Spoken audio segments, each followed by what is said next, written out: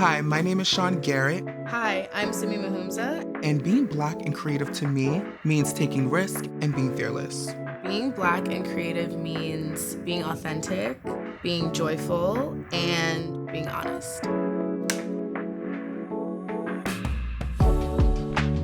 So, growing up, how did identity and representation, did you see that growing up? Was that a part of who you are today? So when I was growing up as a kid, I feel as though I wanted to be in the medical field because that's what I saw from my parents. My dad was a scientist, my mom was a doctor. And then I really started to fall in love with writing when I was in middle school. I think as I shifted to college, I actually was able to mend both my psychology, love, and writing at the same time. I've always been obsessed with fragrance, beauty, skincare. I used to use Proactive before I even had acne in 6th grade. Not you knew it was preventative. You're like, I need to get started now. No, I just wanted to put anything on my skin. Right. And when I was growing up, my beauty icon was Whoopi Goldberg. So I used to shave my eyebrows up. Yeah. I love that so much. But then also I thought I wanted to be a doctor too.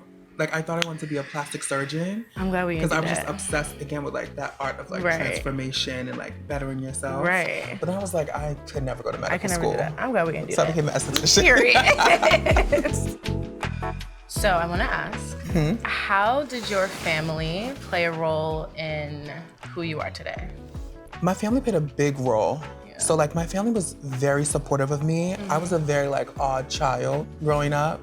So I always liked very creative, eccentric things. And it kind of played into my identity growing up, kind of I guess what gay meant. And it's funny because even now I still don't, obviously I'm gay. But it's I feel I'm just myself. Yeah. And my family never really treated me any different. I love that. I love that your family really kind of nurtured you to be able to share yourself authentically. I feel I needed that. So many of us don't have that. Tell me how hard it's been for you to make your mark as a Black person in the fashion and beauty industry, and what kind of advice would you give people who are aspiring to kind of do what you do? Honestly, I want to say it hasn't been as hard as I maybe thought it was, but I think that's because I've had people like you and just other Black creatives really open up the doors for someone like me, so I'm very thankful for that. But it has been difficult in terms of being in the fashion industry specifically as a curvy plus-size person. Yeah. It has been very interesting to kind of watch people be like, oh, you shouldn't really wear that, or oh, I never thought about that before, you know? So I think my advice for the next class of people would be to always do your own thing, you know? Just always be yourself, no matter what industry you find yourself in, even if it's not perfect. I just do what I want to do. Yeah. And it's always worked out for me. Yeah. And the checks be clearing, so I don't know. You know what I'm saying? It must be working. I definitely will say I love your take on fashion. I feel you do it so well, and you definitely inspire a new generation of young women. Thank you. Yeah. I appreciate it.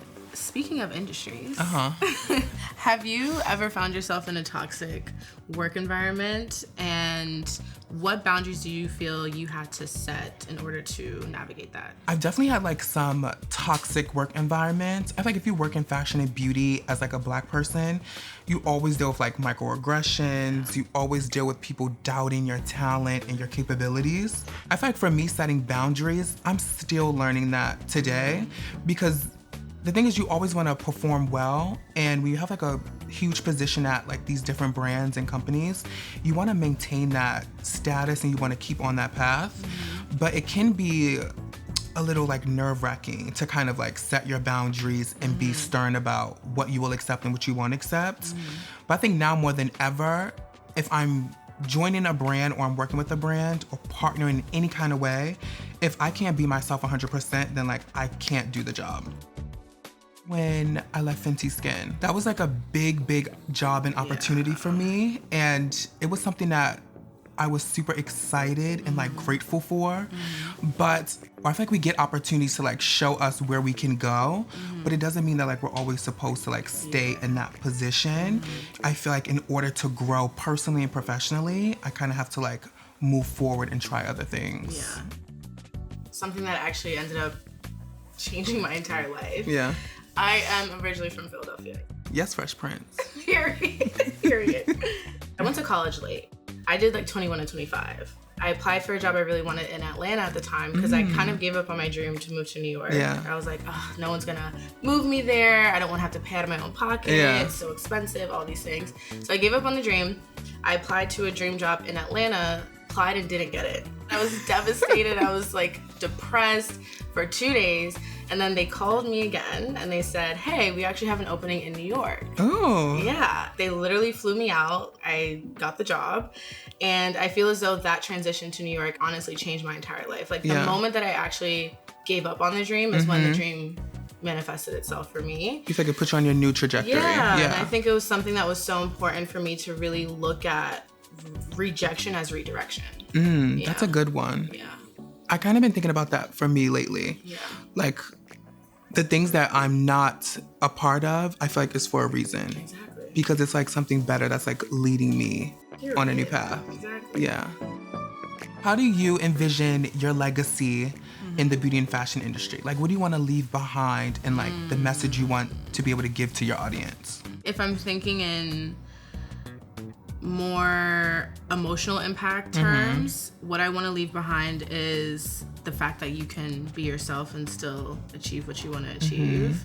And I would just really love to be a part of either a clothing brand or just something that I can really showcase to the girls and, you know, the people that you don't have to be like a size 0 to have nice clothes. More importantly, it's more so like, I just want people to know that there is literally no obstacle that could ever stop you from what you're destined to do and what you're destined to be.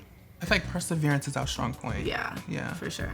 I love that the girls are getting their things. Yeah. But I think for me, what I want my legacy to be is one, to show that men can also be a strong force in beauty. We want that same representation across the board. So I'm excited for like the new chapter of what it means for Black beauty and what it means to be a Black creator. And then also what it means to be like a Black entrepreneur. Because we don't look like what Black entrepreneurs look like 30, 20 years ago.